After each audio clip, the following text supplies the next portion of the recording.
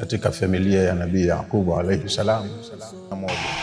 Washamsa wal qamara, na jua na mwezi, raaituhum li sajidin. Kwa hiyo akaona chuki iliyoko baina ya hawa watoto wakubwa na hawa wadogo, watakapojua kilichojiri kwa wale ambao tunaendesha familia au tuna dhamana, la in akalahu dhi'bu wa nahnu usba, kama ndugu yetu wataliwa na mbwa mwitu hali ya kuwa sisi sema hawa ndugu mbele ya baba yao. Yani walikuja kwa baba yao na wakamwambia, ya abana latunabbiannahum biamrihim hadha wa hum la yashurun.